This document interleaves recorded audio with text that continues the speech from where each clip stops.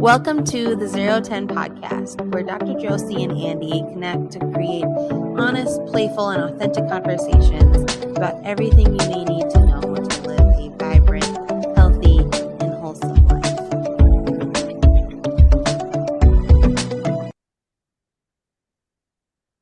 Hi. Hello. Here we are Thanks again. for joining 010 us on the podcast. 010 podcast. Yeah. Don't forget to subscribe and stay two connected different for climates more again. insights on a vibrant, Two different healthy, climates. and wholesome Yeah. life. Yes. Follow And us two on different Facebook days. or Instagram at 010 We are in two Retreats, different days. where you can find our YouTube Is it channel what day is it under there? 010 It is Podcast. the 17th. If you're looking for 5:20 retreats, p.m. So check you're out ahead. our website, 010retreats.com. It's the 16th there. 16th. That's awesome. That is interesting. So, time travel, kind of. Some time travel going on. And, feels like maybe I'm in the front and going to tell you what the day is going to be like, but I can't tell you. I have no idea. The world doesn't work like that, but it feels like that. Like I'm kind of going through it first. That is kind of weird if you think about it, right? Like if something happens wild. there on the 17th, it's reported here as happening on the 16th. I actually don't know how weird. that works. And still, even like us, this was a little bit of a mess up because I had changed locations on you and forgot to mention it. So when I get a text from Andy saying, "Hey, can we hop on the phone real quick before we have our first meeting?" I'm like, well, somehow I woke up at 1:30 and this is just what's supposed to happen in the morning to get this going today. So I don't know how time works right now. Like I am really struggling with making all that happen. Wild. People much smarter than me know the answer to that, but that doesn't make sense to me. No, there's it's because we're so like 2D or 3D maybe, but it's like maybe like when you look at a globe, it's very 2D, like what it is. Then you look at it dynamically to 3D, and then it's like, okay, well, maybe I can see how it's 11:59 and then it's a different day, right? When you get into noon or 1 or 12 a.m. Right. But it still doesn't feel right. Doesn't feel right. Right. I can't imagine if you were, are there any countries that are on that line where you have to play with that? Oh my gosh, can you imagine living? Well, Bismarck and Mandan used to be that. Did you know that? Bismarck Well, used to I understand like a time zone change, but like a different day. So you put down a different day. Yeah, you're right. Even though it's a second different, it's like how you go and schedule something. Like make sure you put the 16th at 12 or whatever. Yeah. Anyway, it's my brain doesn't work that way very well. So I've struggled with the scheduling as we're going on this little journey through the world to make sure the time zones are right. I have an app on my phone that tells me what time it is everywhere, that I need to know what time it is, but it doesn't do the conversion for me. So I need to, if anyone out there knows of a great app, because you're doing some global traveling, like please send it my way. That would be wonderful. That helps keep us all on track so we don't miss meetings and schedule them at the right time and all the things. Yeah. Mm-hmm. Well, you're here now. That's a good thing. Oh yeah. We got it figured out. We're gonna check in today with Josie. Well, with both of us, but I think it might be. We touched on it on our last episode, which was our first episode on YouTube, really. Mm-hmm. Well, maybe it'll be our second on YouTube. Well, it depends on. See. It'll be our second, but recent start of. We just YouTube. talked about this, right? But like, I think you need to expound a little bit about why you're in Thailand and what I'm up to, right? I wanted to say Taiwan. I was like, oh, that's not right. That is not right. That is the one country my grandma was really scared if I was going there for some reason. I don't know. Yeah. I don't know world Yeah, it's not politics right. at all. So, but So anyway, not in Thailand. Taiwan. I'm in Yeah. Thailand. Yes. Okay, good. Yeah. And I don't know, Andy, it's a little bit scratchy when it's coming through. I don't know. Are you further away? Well, yeah, but also the air kicked on in my super old Oh, building. okay.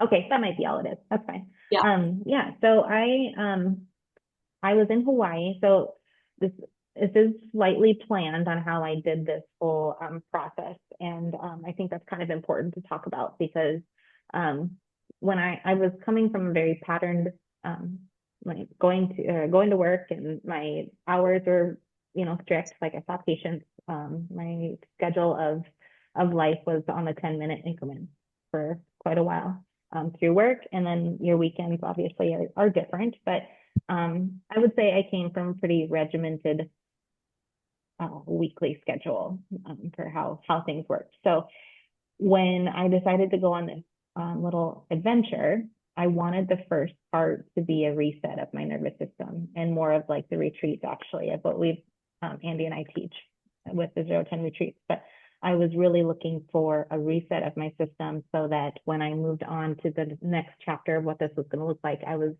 ready to take in information. I wasn't going to be overstimulated to like come into another country. I wanted to be like grounded before I entered something tougher. Tougher mentally, physically, all the things. So I did a reset in Hawaii. I spent the first week vacationing, laying on the beach, eating all the poke bowls, really enjoying walking. I walked a lot, did a lot of exercise, like more than I'm used to. Walking and yoga, nothing crazy, but yeah, I spent the first 2 weeks doing that. The second week was in Maui, and when I went to Maui, I was going to be in an Airbnb.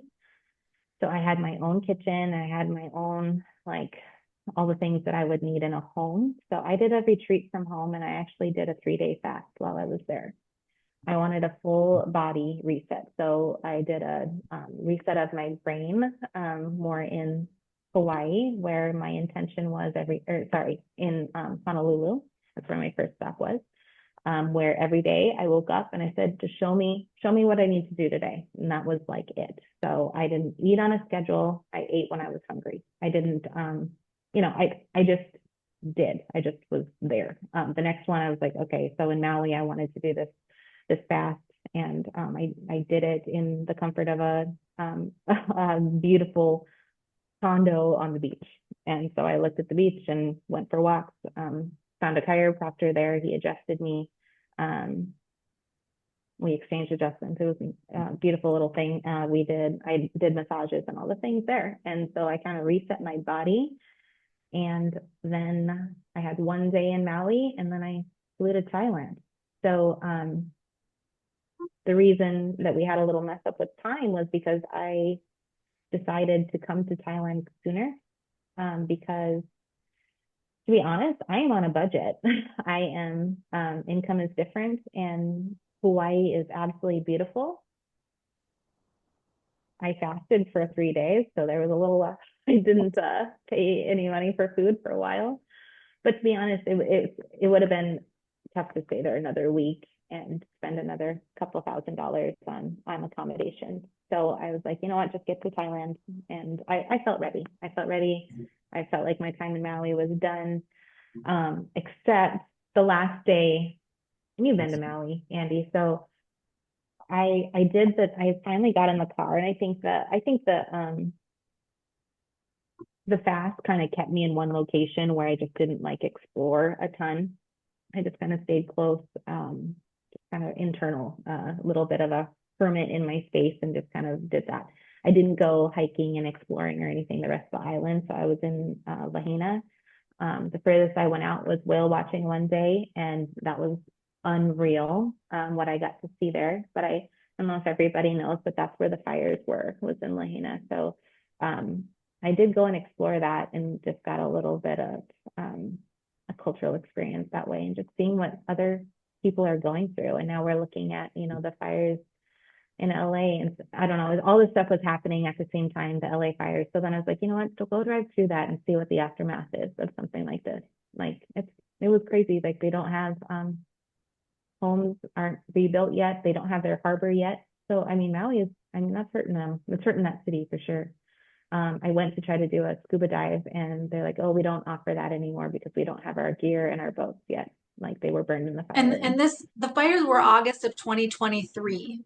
Yeah, and we talked about that, right? So Right.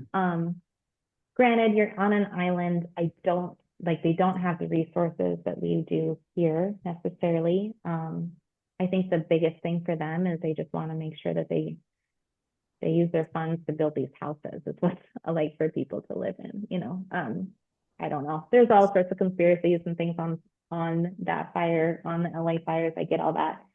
But no matter if there's a conspiracy or not, it still happened and it still affected people's lives. So it's interesting to talk to people that were in the fire, that were there, that got away, that took a boat out in the middle of the ocean and came back later. Like I just heard a lot of different perspectives on that, and it was just like something I felt like I needed to see. It was good. It was eye-opening, and yeah, we can talk about it over in the States or the mainland as like what we think it is, but people still lived it. I haven't ever had to live that where I was trying to escape a fire for my life, you know? So yeah, there's some trauma there for sure. And it's still a touchy subject around there. So yeah, anyway, that was one of the digressions or like one of the times I left my little area. But it was probably like a 3.5 mile walk along the beach, pretty uninterrupted. Really well done, you know. So I just walked that like every day, back and forth. It was nice. So yeah, I decided with shoes or without shoes?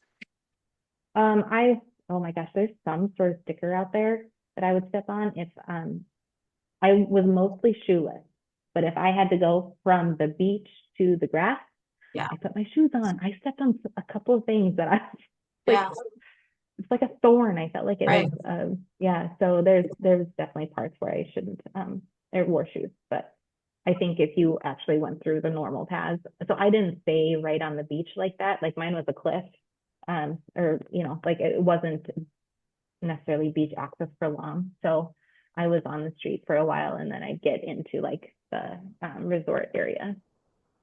And then it was, you just walk on the beach until you can't walk on the beach anymore. Great grass, like just walked on the grass and dirty feet all day, every day. It was wonderful. Felt very grounded after I left there. So yeah, I did the cleanse or the fast was very much a spiritual fast. Like that was part of it.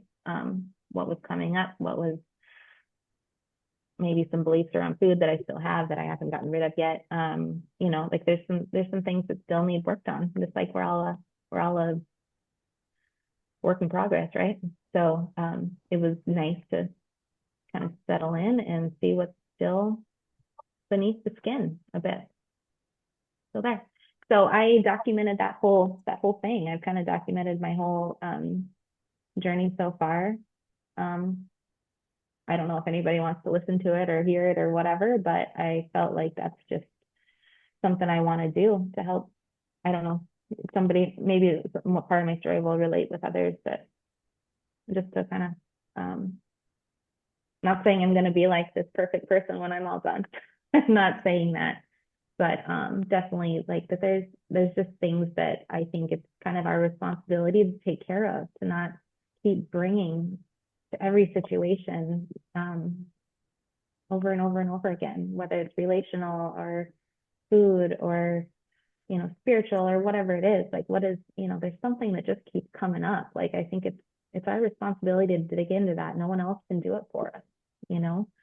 And how you do that is different for everybody, but I am very, very thankful to have the opportunity to do this the way that I am feeling like I want to do it. I know that not everybody can. So I'm trying to make it as accessible as possible. Like it's still the foundational pieces that are important, I think, to do some of these things.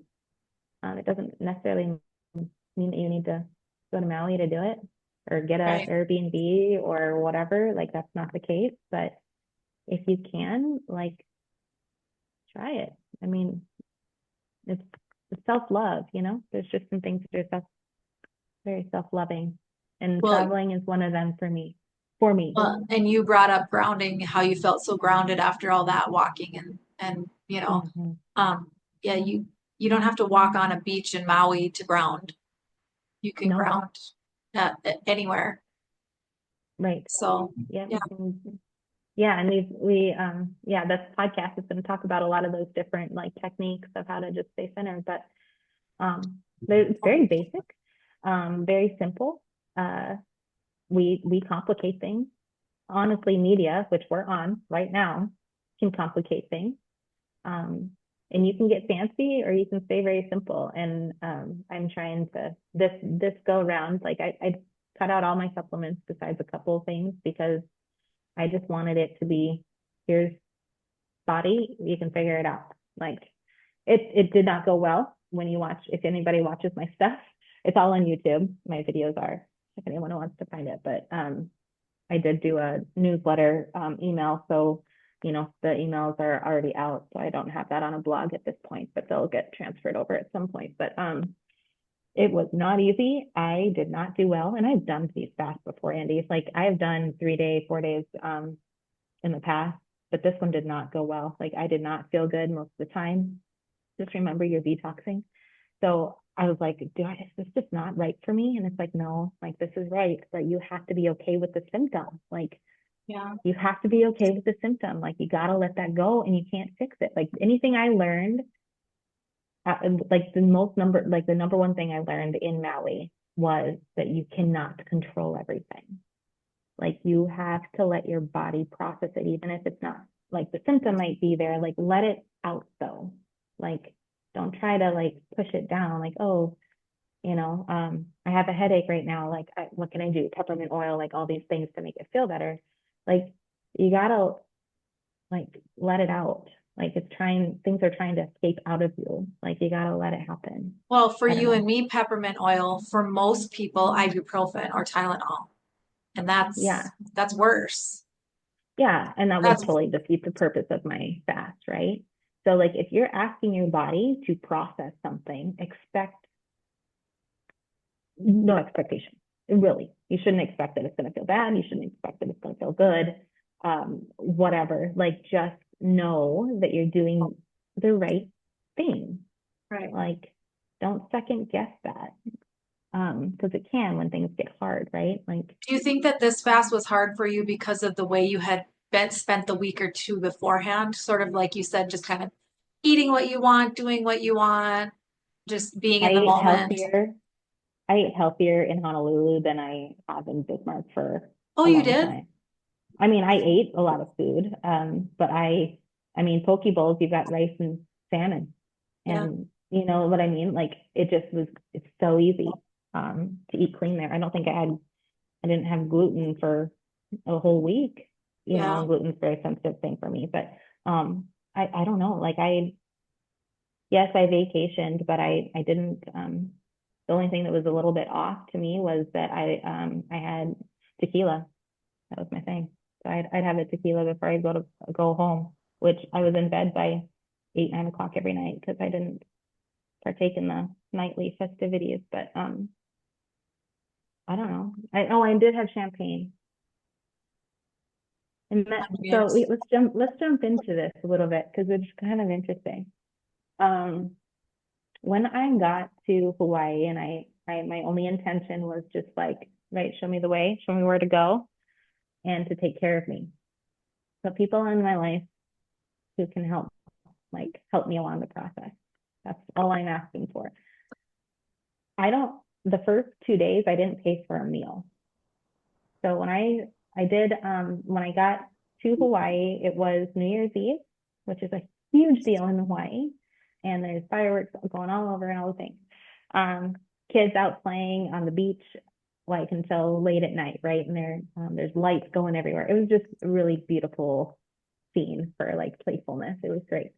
I walked the beach and then went and sat and had a meal had a glass of wine and was going to eat. It was 10 o'clock their time, or 9 o'clock their time, 2 o'clock in the morning or whatever it is in Bismarck. So I was tired and ready to be done, but I like went out to have supper. I did pay for that meal, but then after that, I met a chiropractor there, and he took care of me for the next day, which people can say whatever they want to say, that it was like a relational, or he's, wanting to date you or whatever, but it wasn't that. It was like, hey, you're doing something pretty neat, and I love your story. Let me just get your meals this today or whatever. And that's how it was. It was just so organic and nice and so appreciative. And we prayed over our meals together. Like, it was just a beautiful, beautiful experience. And I know that he listens to these, so he knows who he is.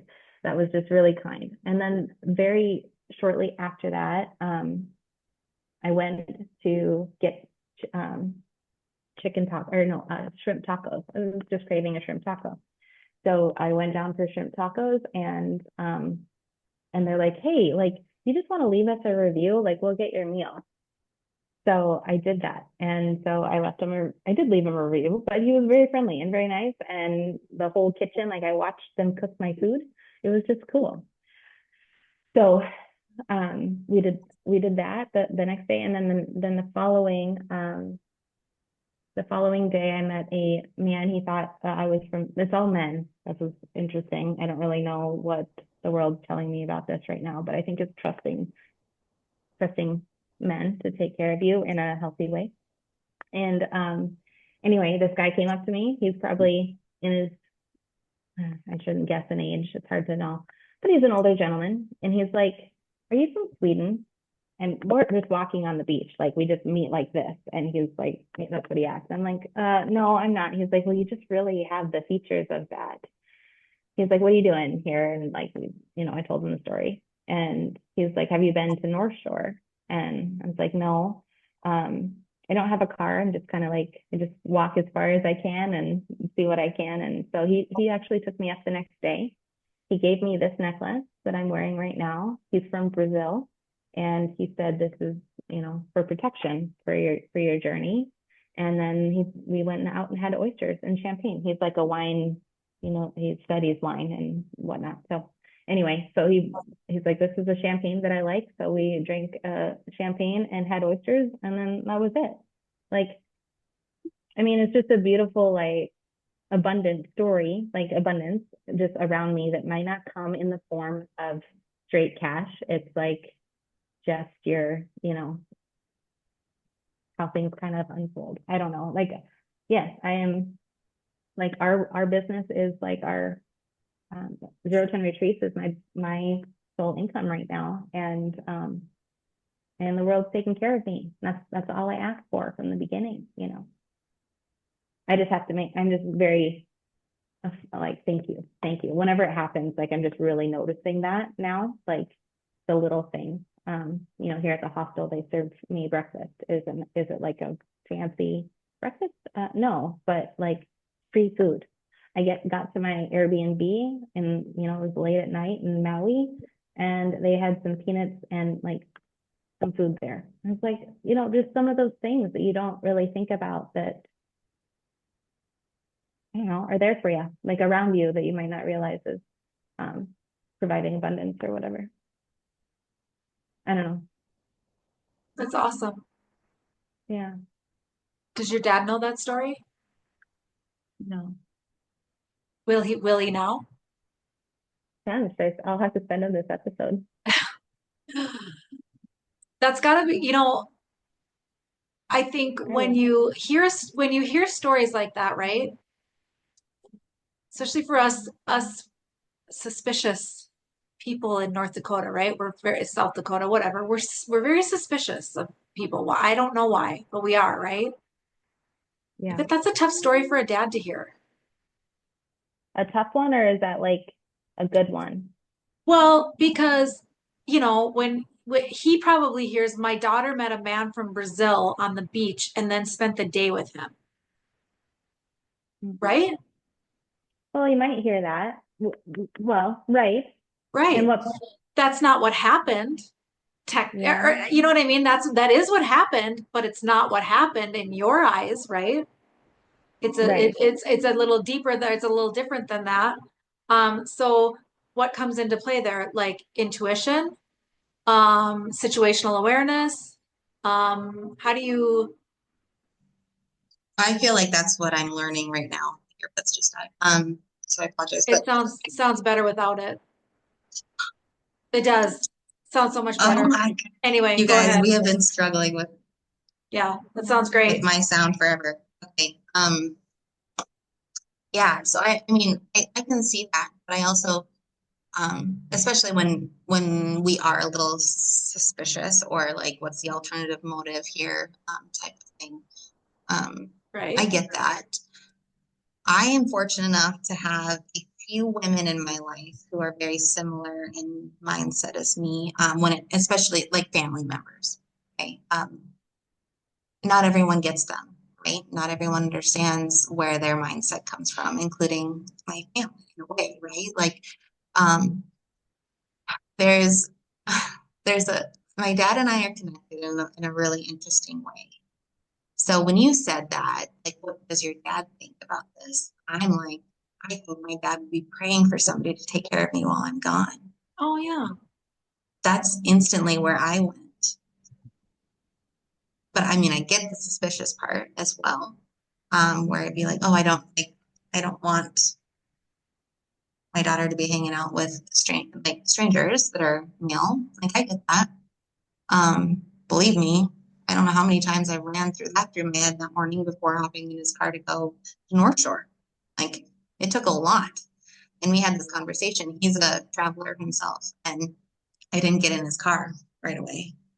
And, I've been thinking about this all morning. You're asking me to hop in a car with you. We haven't had coffee. Like, I don't know if, I felt completely safe with him, like, intuitively. And then my brain started going, which I'm not saying is wrong by any means. I was just like, I told him, and he's like, I get it. He's like, that makes sense to me. He's like, so we talked it out for a minute. He's like, you're about to travel the country. And I was like, yeah. And he's like, you're going to have to figure some of this stuff out. So he kind of gave me like a little bit of a talk about that. And he's like, I'll go. And that he was not upset. He's like smiling about it. He's like, I'll go. And that's okay. He's like, but you are going to have to figure out how to use your gut and how to know what's right and what's wrong. And you're going to have to trust it. It's like, if you don't trust your intuition, you're going to get yourself in trouble. Okay, we're going to pause there for just a second.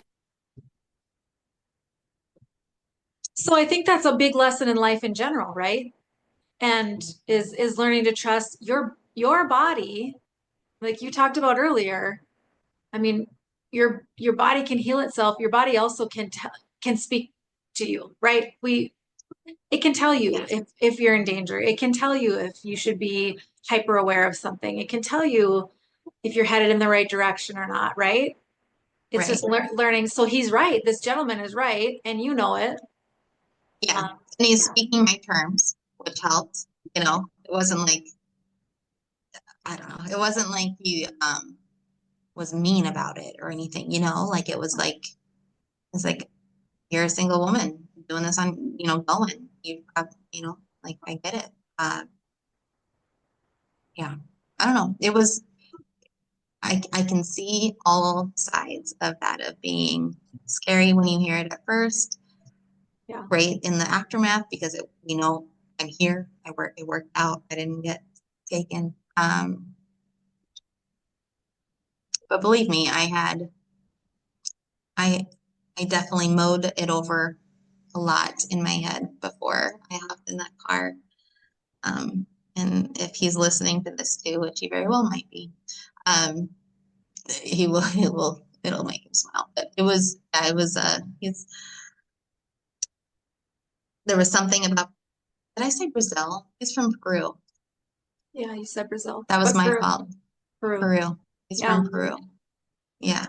Which is another reason why I connected to it a little bit, is because that country keeps popping up in conversation with random. So it's like, oh, okay, just connecting with some signs, or with the serendipity of of what life can be kind of, and how it kind of all, like there's just symbols and things that kind of all direct you in a certain way, you know. That's what I felt like was happening.